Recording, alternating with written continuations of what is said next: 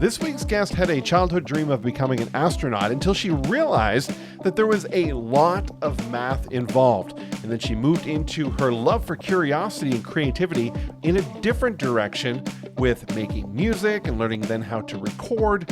But now she helps mission-driven entrepreneurs who are feeling frantic, unfocused, and stuck find their creative outlets and build great content to grow their business. Let's get started with today's episode, and let's welcome Haylee Kalani.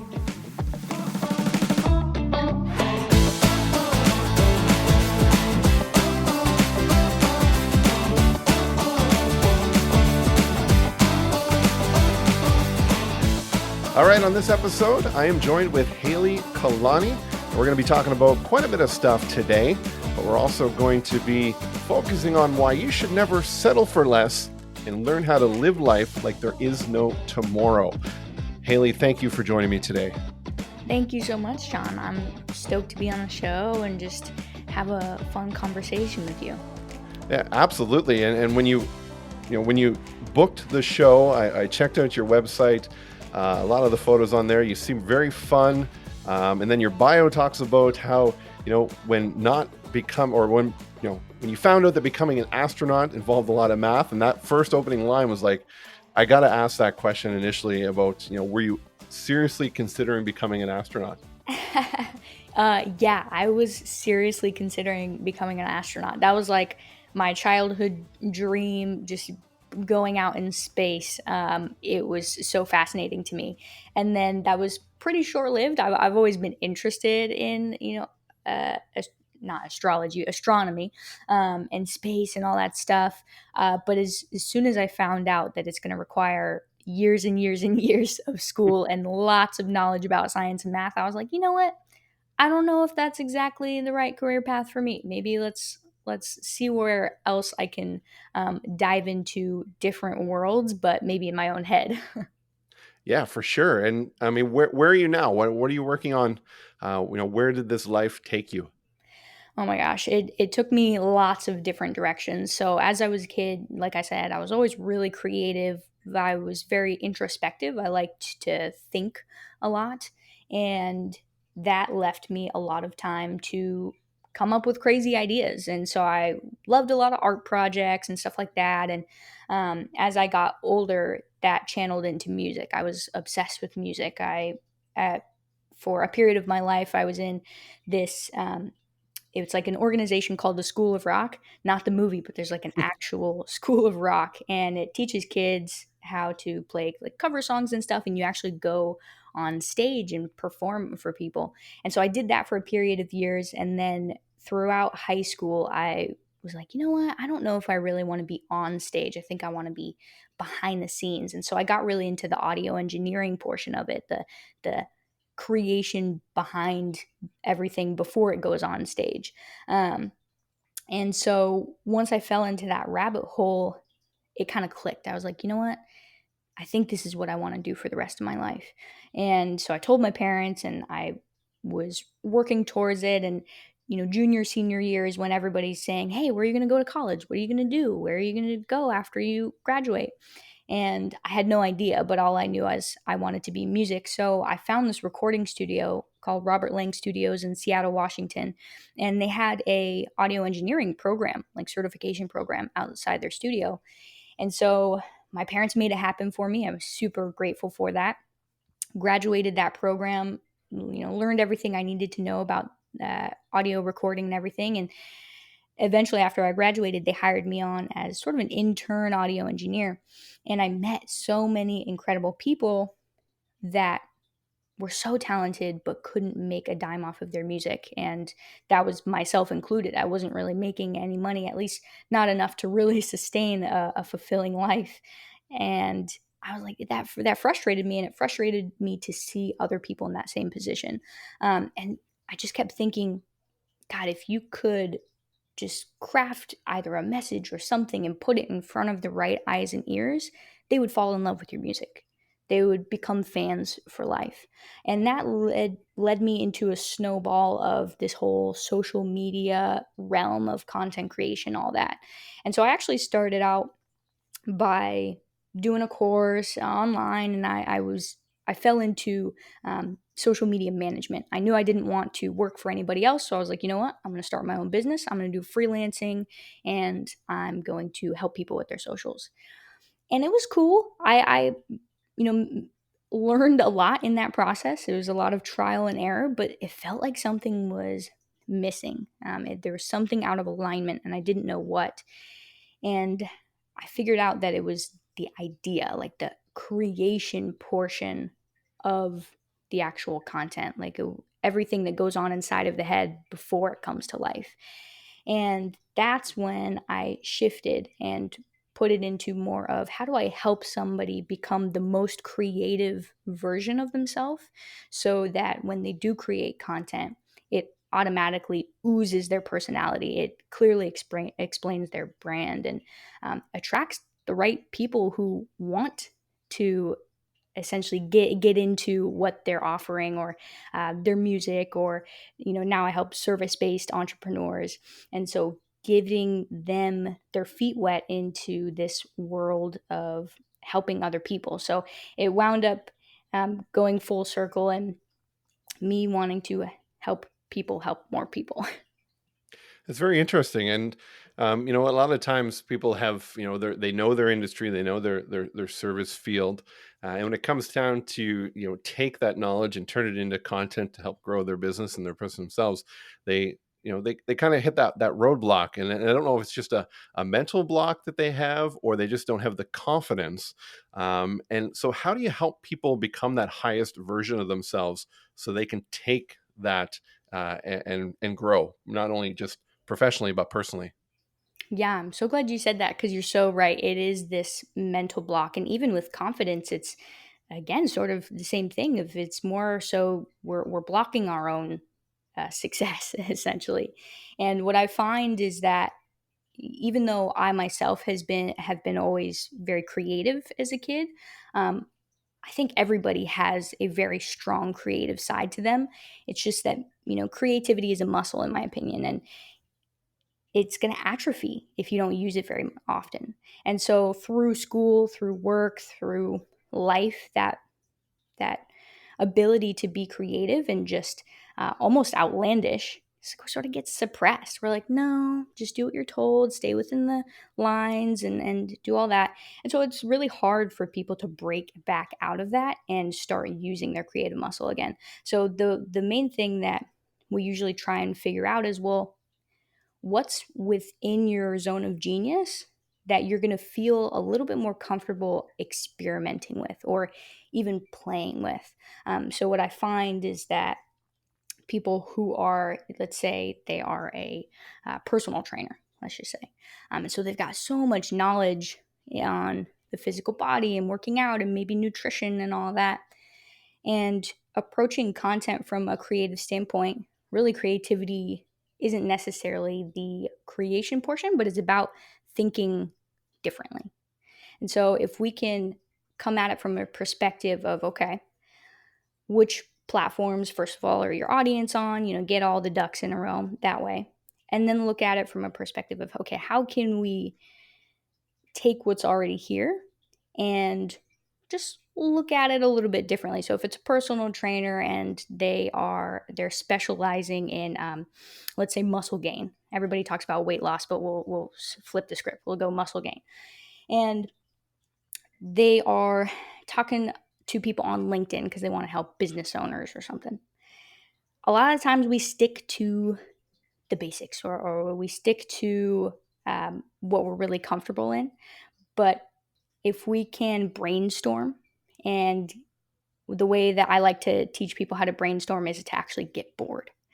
And by getting bored, it actually allows our mind to come up with wild, random things. And not always are we going to follow those threads, but there are some that usually pop up and we go, oh, that's kind of a good idea. So maybe if we're talking about muscle gain, we can use some props to engage the person watching if it's a video. Or if it's about muscle gain, maybe we'll talk about it from like the perspective of I don't know, a grandma wanting to gain more muscle so that she can run around with her grandkids. So something like that. So we can make it relatable to the person watching, but also within the zone of genius of the coach or the service provider or entrepreneur. Hmm. So it sounds like you've taken a lot of the experience of where you went from music to then doing the social content creation, and then wrapped it into what you're doing now with your business, Kalani Consulting. And you've got some programs that you run people through for coaching. Talk us through, that decision of going that route and how you developed or decided that programs, whether it be a half day or a 90-day program, was the approach you wanted to take. Yeah, it was a lot of experimentation. I had, when I first started and I decided that, okay, instead of managing people, I'm going to coach them and help them transform internally so that they can perform better externally. Um, it started off by just saying, okay, what do people need? Like, what's going to get them the most out of a certain amount of time that we have together? And it started off with my 90-day program, like a large program that was going to be one-on-one every week. We would meet for an hour. I would give you, for lack of a better word, homework. I know I don't really like that word. Other people might not either. But some stuff to do in the between the weeks. That way, everything is flowing seamlessly. Um, and that's where it started. And then I realized, well, not everybody needs a full 90 days. And I would be limiting the help that I can give to people if I only provided that 90-day program. Because somebody who's maybe an executive or an entrepreneur who's been doing this for a long time and just needs that extra creative boost. But for somebody who's maybe a freelancer or an actual creator, like an artist of some kind, they might not need that full 90 days. Maybe they need just some clarity. So that brought me down to a half day training. And I really love these half day trainings. Um, they're 4 hours and they're jam packed with what I call my three virtues, which are creativity, productivity, and connectivity. And it's really all about how can we harness as much creativity within you as possible and give you the tools that you need to continue practicing these, as well as become super efficient, super productive, so that you're not like scatterbrained each day. I know that for creators and freelancers, sometimes we go with the flow a lot. But when we actually create more structure, more discipline, it allows for more freedom in the long run. And then that connectivity is not only connecting with other people, like through content, through networking, but connection with ourselves. A lot of, what you said earlier with that creative block comes from possibly some limiting beliefs that we have, or the way that we talk about ourselves, or the worth that we feel about our art. So that's the approach that we take with the half day training. And then I was like, you know what? There's still one person missing that's getting left out, is just the person that needs the pick me up. The person who's like, I just need that next step. I'm stuck and I don't know where to go. I don't know whether to put my right foot in front of the other or the left. And that's when I came up with the 1 hour breakthrough session, which is essentially what's going on with your life. What's your number one accomplishment that you're trying to take? And let's take a holistic view of the resources that you have currently, and how can we leverage those resources to get you to that next step. And then a few practices to repeat that process over and over again until you reach those desires. Excellent. So, how long have you been doing this structure? This specific structure I've been doing for just under, it was like right after quarantine. So, oh gosh, how long have we been in quarantine? Like 10 months? Hmm. Some would argue like 10 years. It feels like it. Yeah, it feels like 10 years for sure. For sure. So, growing your business and doing this, obviously that was a pivot or a conscious decision to change that way. Let's talk about how you promote your business. A lot of our listeners, may be in that coaching realm where this is either what they've been doing or this is where they want to go. How do you personally get your name out there and promote yourself? hmm My go-to is content creation, and social media marketing is my go-to. I love creating content, which is probably not a surprise now that people know what I do. But videos and putting together, okay, how what are the common, everybody calls them pain points, I call them situations. I think that there are situations that give us a little bit of pain, and that's why we call them pain points. But to me, if something's in pain, it in my mind, feels like something's wrong. And I don't think anything is ever wrong. I think that we're just looking at it from a perspective where maybe there's a veil in front of us and it's kind of hard to see the other side. And so for me, it's about talking about those situations and providing either examples, demonstrations, or tips and advice of how to remove yourself from those situations or make those situations work in your favor. So I'll give an example. Like I said, creativity, productivity, and connectivity are my three virtues that I go through. And so if I'm talking about creativity, maybe I'll put a post out there that says, hey, if you're struggling with a creative block, get bored. What do I mean by that? I mean XYZ. And then I'll go through how to actually get bored, why that's important, and really just providing a lot of value. So the strategy that I use for my content marketing is educational, if you will, informational and value based from a perspective of, hey, you can actually take what I taught in this video or in this post and use it. You can tangibly implement it into your life and see if it works for you. That's great advice. Now, I mean, being obviously in that world of creating content, doing it for years, what are some tips you can give people on, who haven't created content before, and they're trying to get into promoting themselves online? I know the pandemic has forced people to promote themselves online a lot more, move their business more electronically, to that space. What would be really some tips you could give somebody that's kind of making that leap? hmm Yeah, first acknowledging that getting into something that you've never done before is a big scary thing.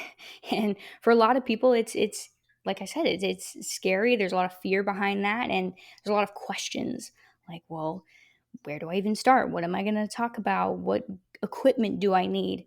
And where I first like to bring attention to is, if you've got an iPhone, you can create content, or any smartphone for that matter. Like, you've got a good enough camera and a good enough microphone right there. And then I lead them to the idea of, well, what do you want to talk about? And I'll usually have them write out a huge list, like a brainstorming list of all the things that they enjoy, that are in their zone of genius, all of that. And then we pare it down and say, okay, well, within this bubble of stuff, what is actually going to apply to your ideal client or ideal community or ideal customer? And then from that bubble, it becomes, okay, cool. Now that we've got the ideas set in place, what do we feel most comfortable testing out? For some people, they have no problem getting on a video for the first time and just trying it, talking to the camera. But I know for a lot of other people, getting on camera is not comfortable and they've never done it before. And so they might feel a little awkward, and then it'll show in that video. So I usually say, okay, well, if you're not super comfortable with video, start with a medium of content creation that you are comfortable with. Maybe it's written, maybe it's audio, maybe it's pictures, anything really. And then starting there and crafting those ideas.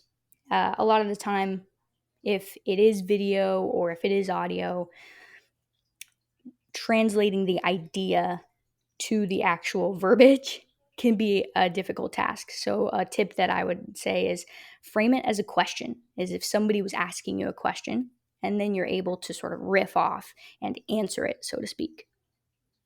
Hmm. Absolutely. Now, one of the things that stood out to me in the way that you present yourself, mostly on your website, because that's really what I've been checking, is it feels like your personality comes across in your messaging really well. From the images to the, just the way that you word things on your website. And one specific thing that I'm going to point out here, and obviously it's a podcast and nobody can see this yet unless they go to the website, is the way that you get initial people to communicate with you was booking this pitch free conversation. And a lot of times, anybody that's in the consulting world, and they're building websites, they have, book a consult or a free consult. And I mean, I'm guilty of that as well. But the fact that you have pitch free in there, breaking down that barrier, what was it about choosing that wording or taking that approach that made you do it that way? It's funny that you mentioned that. Because that was something when I was doing my website and other socials where the goal of the conversation was never to pitch them. And it is just that, a conversation so that we can figure out if this is the right direction for you. Um, and if it's not, that's okay. Let's point you in another direction or somebody else. And so I really wanted to make that clear. And I was scrolling through LinkedIn one day, um, and I'm trying to think of his name. I'll have to send it to you so you can put it in the show notes. But he actually said a no it was a creator that said a no pitch conversation, book a no pitch conversation. And I thought, interesting. Like, that's great because it sets up automatically, oh, cool. I'm not going to have to be sold to on this call. It's just a purely value based call. And I loved that. And so I essentially borrowed it or stole it and remixed it a little bit to pitch free, because so often, like on all socials and emails, maybe even you get calls.